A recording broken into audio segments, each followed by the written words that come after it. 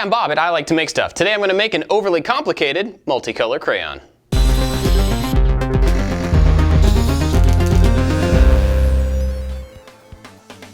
If you have kids in the house like me, you probably have a box somewhere of a whole bunch of broken crayons. I've got a whole bunch of these laying around, so I decided to do something with them to try to make some custom crayons. If you just wanted to melt these down, you could buy a silicone mold made for ice cubes and actually melt this, pour it into that tray, and then you've got some custom crayons. But I wanted to take it one step further by making a multicolor crayon. Now the first step in doing this is going to Fusion 360 and doing some 3D modeling. This modeling was really simple, and basically I just imported an image and then sketched over the different color blocks. I extruded each one of those sketches into an individual piece and then exported those as STLs to print on the 3D printer. Here's our finished 3D modeled pieces. Now you can see that all the different pieces for the different colors are here, and then I made that perimeter mold so that once I get crayons made of all these, I can put those pieces in the perimeter mold and melt them back into a single unit. So first we got to put these in mold boxes and make silicone molds. For the mold boxes, instead of making a box out of plastic, I'm just going to use these little trays and just cover the hole in the bottom to make sure the silicone doesn't slide through. These are all going to go in these boxes to make molds of, but I did want to mention something. I did not put any tolerances into these prints. That means that they don't actually fit together. It's just too tight. I think that's going to be okay with the wax, but if you tried to make these 3D printed pieces to slide together, you would have to cut out a little bit more material here so that there was a tolerance to fit. I'm going to hot glue these pieces in place, putting them so that the silicone will go on top. And then when I flip them over and pull this piece out, it will leave this negative space that I can then fill with wax. Try to cover the entire surface of these small pieces so that the silicone won't leak underneath it. If it does, I can always trim it away.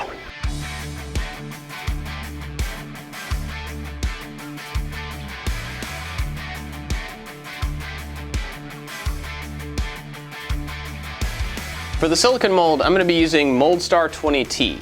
Now this may not be the ideal silicone for this job, it's just what I had on hand, and I keep this stuff around because it sets up in about 30 minutes, so it's pretty quick and easy to use.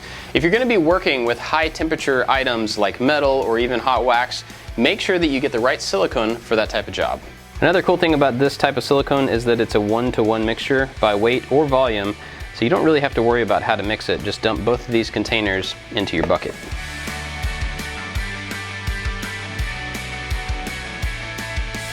Before I pour this one in, I wanted to mention, this stuff has about a 6-minute pot life, which means you can only start working with it for about 6 minutes before it starts to set up, and then it will be fully cured in 30 minutes. Now because of that quick time, I'm not going to put this in a vacuum chamber to take the bubbles out of it, so I may have some bubbles in my mold. But depending on the quality of the mold that you need for your project, this may not be the option because you don't really have time to degas it.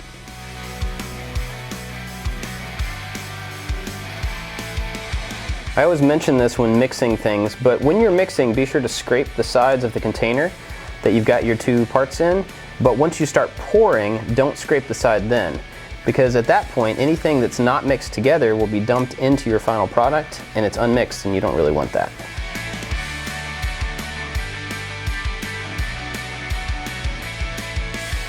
To help get rid of the bubbles, you can actually try to do a thin stream of the silicone, and that helps the bubbles pop on the way down. It's not a huge concern here, but it might be a tip that'll be helpful in some situations. In this case, you just want to make sure that the top surface is well above the top of your item that's being molded, so that when you flip it over, the mold has a good bottom to it.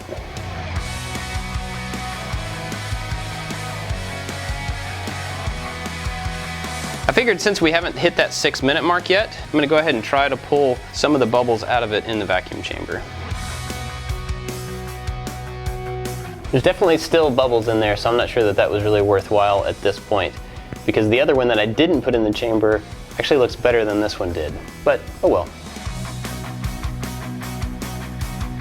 These are all set up now, and they should pull right out of these plastic containers.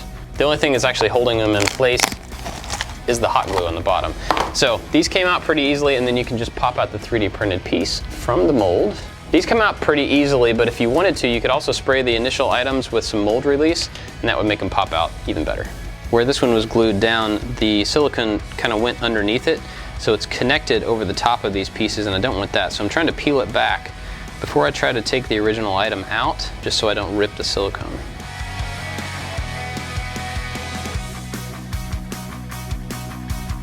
Now another note is that this piece, the outside perimeter mold, didn't actually need to be molded in here. I didn't think about it when I was putting these pieces together, but this is going to be the mold for the other final pieces. I guess the only thing good about putting it in here is it displaced at least that much of the silicone to make sure that there was enough to cover the other pieces.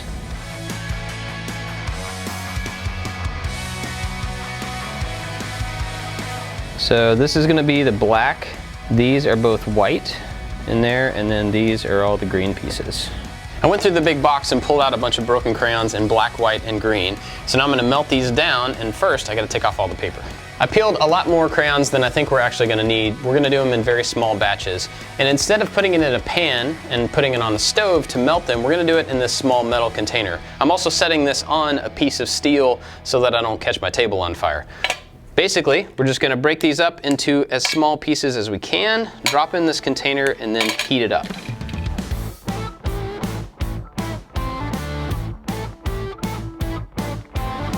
Also, I'm using a torch for this, but a hairdryer or a heat gun would probably be more than enough heat for this wax. I'm not entirely sure how this is going to work, so we're just going to try it out. I ended up trying out the heat gun on this, and that actually worked better. It's a little bit more of a uniform heat, and so I think I'm going to use that going forward. But I also realized that I only have the other side of this container, but I've got 3 colors. So instead, I'm going to try to actually put the unmelted pieces of crayon into the mold and heat them in place. This thing is an experiment, so it might not work, but let's try it out.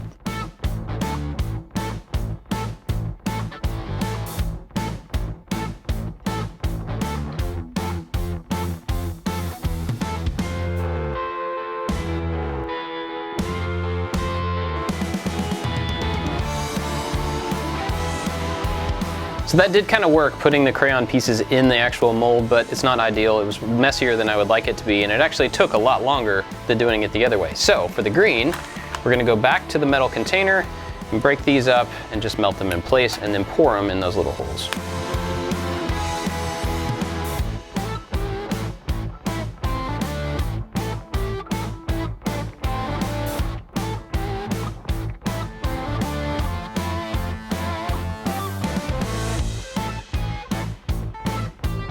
These have sufficiently cooled to try to pull out of here, but I have a prediction. I actually don't think this is going to fully work. Now I can crack off the excess wax on the top surface here because I don't really need that, or I can leave it in place to try to hold some of these pieces together. Here's what I think is going to go wrong. This piece in particular has 2 voids on the inside of it that are now going to be full of silicone. So when I try to empty the mold by pulling this piece out, I think these thin walls are going to crack. Now luckily, I should probably be able to melt them back together in the perimeter mold, but I'm not entirely sure. We'll find out. That looks pretty awesome.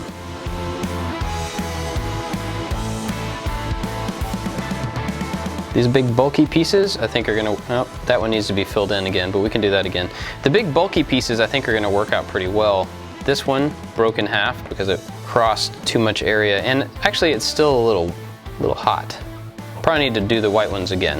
All right, let's try the black one because I think that's gonna be the biggest problem.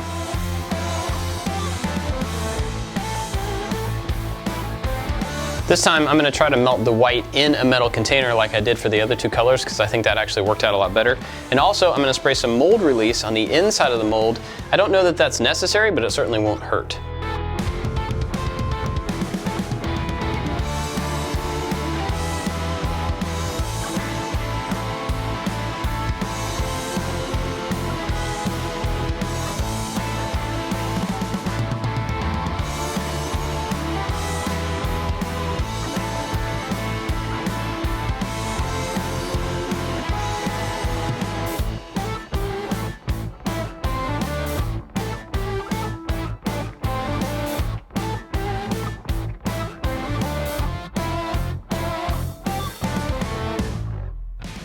Since the last thing that you saw, there's actually been a time jump of a few days. I went over a weekend and had some time to think about this project, and I had to actually fix something. We realized that these pieces were printed or poured in the wrong colors, so I had to go back and remake these so that they are the correct colors.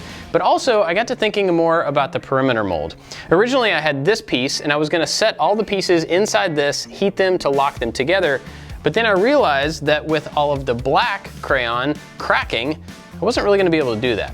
So I came up with another idea, and I made some small indentations on the inside of this where all those pieces, the green and the white ones, could fit in here, and then I could pour the black wax around it to lock it all together. And then I realized that if I did that here, there wouldn't be any way to get it out of the mold. So the third iteration was actually breaking that down into two pieces. I've got the perimeter of it and then a flat piece where I can set all those in place. These two pieces lock together to make a single mold, and once you put all the white and green pieces in there and then pour in the black, theoretically you should be able to separate this and either knock it off this back panel or push it through the perimeter. Let's try it out.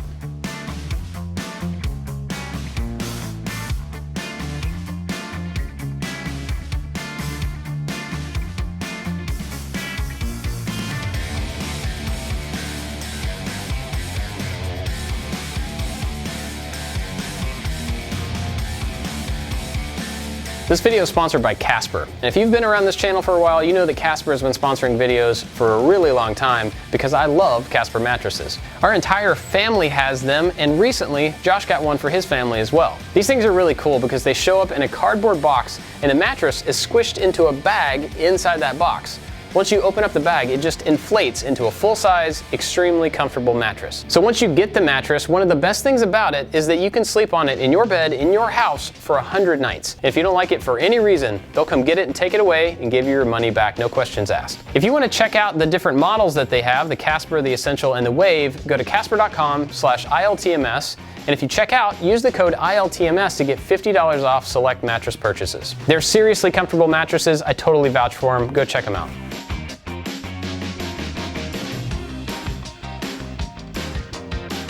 All right, I'm gonna pull this thing off after this is cooled, and it didn't quite work, but I don't think all is lost.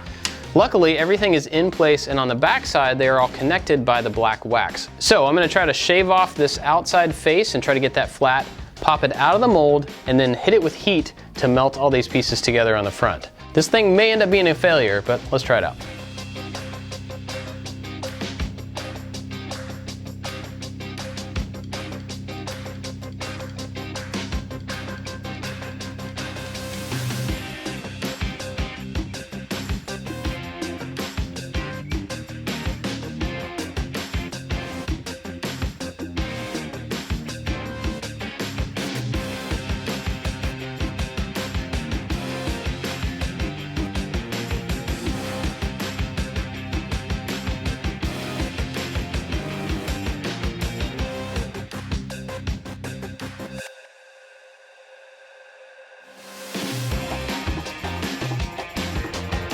So the second attempt actually worked out pretty well, except for it cracked in half. So I've got two pieces that I can try to glue back together with some melted black wax on the inside. But I did also try to clean up the surface, and I found that using a razor blade to actually scrape it helped take off the very top surface and shows a more clean, uniform color underneath. You just have to try not to drag colors over it and scrape instead.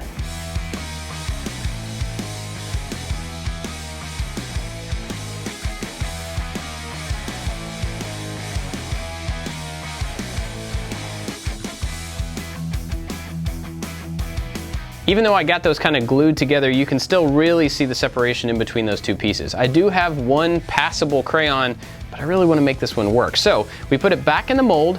I've got it sitting on a piece of metal, and I'm going to put it in my powder coating oven, which is basically just a toaster oven, at a really low temperature, just for a few minutes, to see if all this stuff will soften enough to kind of fuse together and get rid of that crack. The problem with using the heat gun for this is that it has a blower in it, and it blows around the wax on the top surface and mixes the colors.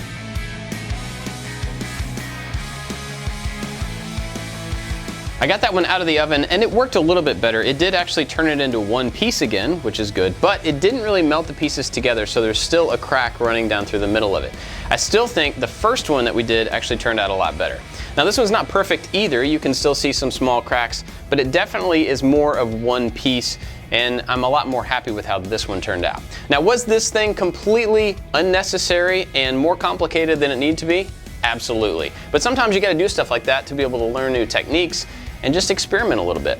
Now this may not be a real practical use of this, but at the same time, it might. If you sell things at a craft show or have an Etsy store, something like that, there are people who would pay good money for unique items like this, especially if they're into the subject matter. Even though this process is more complicated than it needs to be, hopefully this gives you some ideas on some products that maybe you can come up with to sell. If you learned something from this video or it gave you some ideas, please let me know down in the comments. I would love to hear those things. I've got a whole bunch of other types of videos that you may be interested in. Check some of those out over there. And if you're not subscribed, please go ahead and do that because we have all sorts of different projects coming up. That's it for this one, guys. Thanks for watching. See you next time. These two kind of key... There's been a little bit of a time jump. I went through the big box and grabbed out some white, black, and green crayons, and now I almost said it. Crayons.